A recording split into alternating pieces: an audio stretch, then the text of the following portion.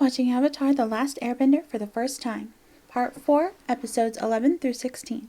Hi, I'm Taya, one half of Your Little Sister's production. I'm a writer, director, and storyteller. If you haven't watched earlier parts, no worries. Here's what you need to know. Dante Basco will always be Rufio to me. Zuko is simply Rufio in another life, and you can't convince me otherwise. Now, I have seen the M. Night Shyamalan version before, and I know some of the spoilers for the end of the show, but this is my first time watching the actual show itself. Okay, let's get to it. Episode 11, The Great Divide. So this is a very typical Hatfields and McCoys episode. Every show has one, I swear. Anyway, there's a giant canyon that people can only make it through if they have an earthbending guide, or a flying bison. But two feuding families show up for one single guide to take them across and refuse to travel together. Katara shows so much faith in Aang, I can see that as a partner material. Aang, encouraged by Katara's words and being the master peacemaker, sends Appa with the sick and elderly of both families and does what he can to get the rest of the families across safely, which requires everyone to leave all the food behind.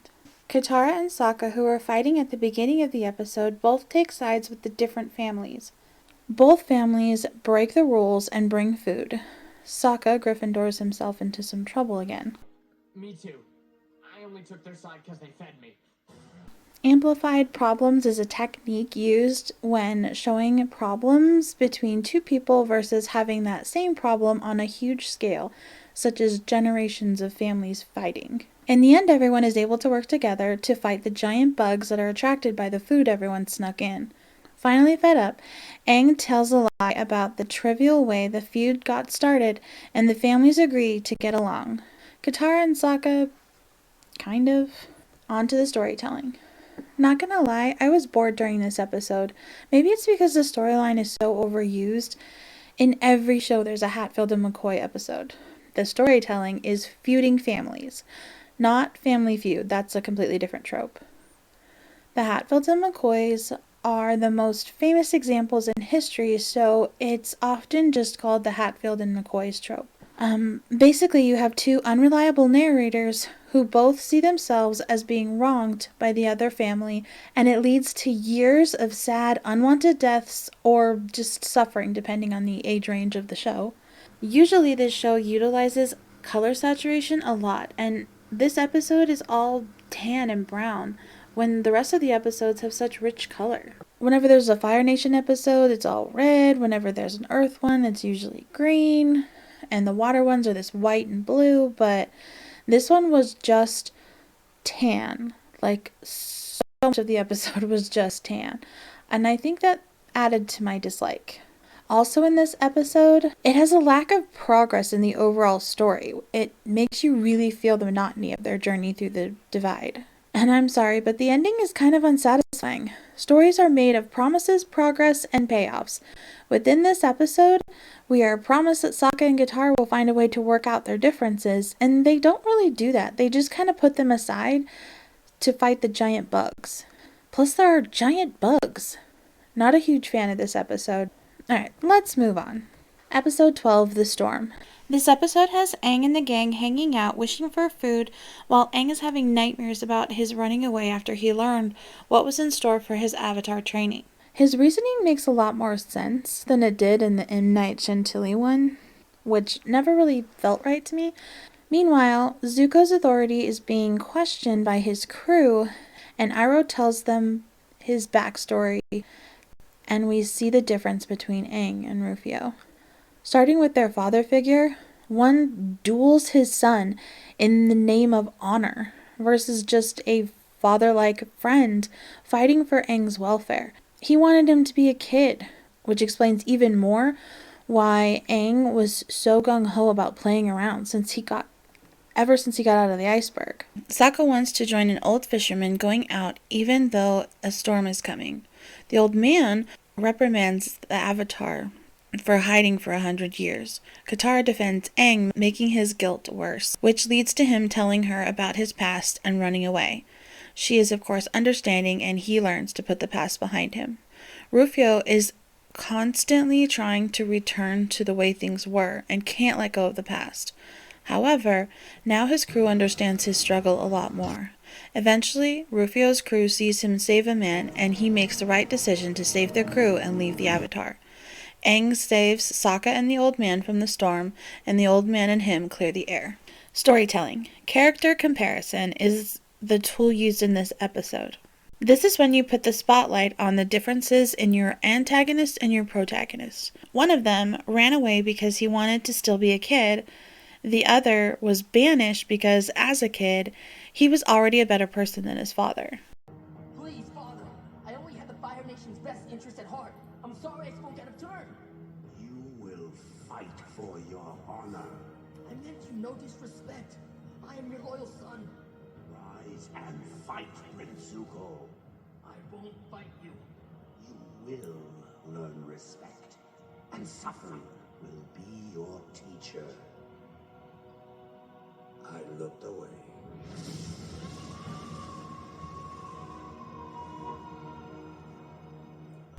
Rufio's dad gave him the scar. I think that was in the movie, but it's just way more impactful in the show. Flashbacks are a great tool that this episode utilized to show that while both Aang and Rufio were born to privilege, their upbringing couldn't have been more different. If this had been the first episode and we knew this starting out, it wouldn't have the same impact as the flashbacks. I am not suggesting starting your story in the middle and working backwards. I hate that. But if it's a small flashback of how two beloved characters got their start and how different they are, I think character comparison flashbacks are the most powerful way to tell a character's backstory. On to the next episode. Zhao is the worst. That's what this episode is about. He is the worst. The end. Okay, fine. This episode starts with Sokka being sick and Katara starting to show signs of getting sick as well, so Aang goes on an annoyingly long detour to learn how to help them. Turns out, if he can get frozen frogs from a swamp for them to suck on, they'll get better. However, Zhao has been promoted and puts out a ton of troops to capture the Avatar, and when he succeeds, he locks Aang in a Fire Nation prison. Zhao is a jerk and talks crap about Aang's family being massacred. Now, tell me, how does it feel to be the only airbender left? Do you miss your people? I hate this guy. Finally, the Blue Spirit, or a guy in a blue mask, breaks him out. They work together to get out and taking turns to save each other's lives as they fight the guard. Finally, when Zhao says they want the Avatar alive, the masked savior puts swords to Aang's throat and they back out of the gate hostage style. That is until the Blue Spirit gets knocked out by an arrow and Aang sees that it's Zuko. He saves him anyway and waits until he wakes up to leave. Meanwhile, Momo brings back a buttload of junk instead of the water that Katara keeps asking for. Rufio saved him, he saved Rufio, and the two make a great team as they escape. But Rufio is still Rufio. Aang ends up gathering the frogs and saving his friends. Alright, the storytelling. Wordless storytelling is the technique that I saw here. Wordless storytelling doesn't always mean silent storytelling, or like a silent film.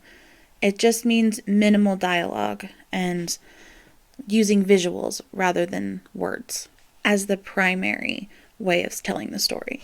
If you watch this episode on your phone, you'd miss a lot. Very few words are spoken, but what little bit of dialogue there is tells the story.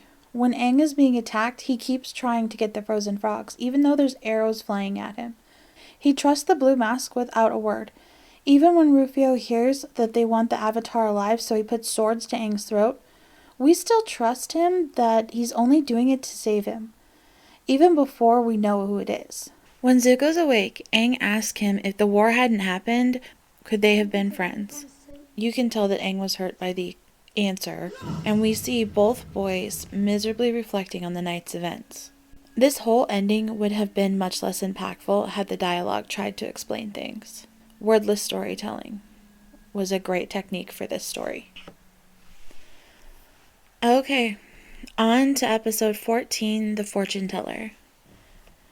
Aang and the gang meet a man on the road who is fearless in front of a bear because he believes he'll be safe due to the fortuneteller saying so. They shout out every cliche survival trick, none of which matter, but they do save the man. Isn't it? Make noise or run off! No, play dead. He'll lose interest. Run downhill, then climb a tree. No, punch him in the bill. And then run in zigzag. Katara waterbends the rain away and then makes room under the umbrella and refuses to let Sokka under it unless he says he was wrong. Rude. The group finds where the man came from, and it's full of believers of Aunt Wu, a fortune teller who is always right, but never for the reason the town thinks she is. Aunt Wu predicts the volcano won't destroy the town. Aang will have a great love, and Katara will fall in love with a great bender. She also says that Aang will be a part of a great war, but he doesn't really care, because he already knows that. A girl in town likes Aang, but he's still crushing hard on Katara. I gotta get on this Aang-Katara ship, or I'll be really disappointed. Katara becomes obsessed with Aunt Wu and won't make a move without her say. Sokka calls Aunt Wu a fraud and exposes her, but by doing so, he actually makes her prediction come true. Sokka jumps into action when the volcano is sure to erupt. He saves the town from the volcano with the help of Aang's great bending ability. Storytelling. PredictionDependence. My favorite show that did this trope right was Everwood. Chris Pratt's first big role, and one of my favorites. They have a town prophet who has so many people asking for his help that he fakes an oncoming disaster so people will call him a fraud and he can go about his merry way. Anyway, with any prophecy trope, you have people acting differently than they would if they had never heard the prediction. This episode actually does 3 different tropes. One with Katara, who can't get enough of the predictions and forgets to live. Aang, who gets sad at the predictions he's given and tries to take matters into his own hands. And Sokka, who is a skeptic that ends up making the predictions real by not believing the prediction. It's a fun episode and a good use of the prediction dependence trope. Okay, that was episode 11 through 14 of watching Avatar: The Last Airbender for the first time. Thanks for following along with me. Did I miss anything important? Let me know in the comments down below, and what's your favorite part of the show? Be sure to push all the buttons to help the algorithm out. And thank you so much for supporting Your Little Sister's productions. Shout out to Lindsay K. Art for our avatars. If you'd like avatars, illustrations, or just cool artwork, go check out her Instagram. And as always, mine and Laura's storytelling is showcased in the audio drama The Adventures of the Dragonborn on our channel, Your Little Sisters Productions. Be sure to subscribe so you can continue to watch along with me.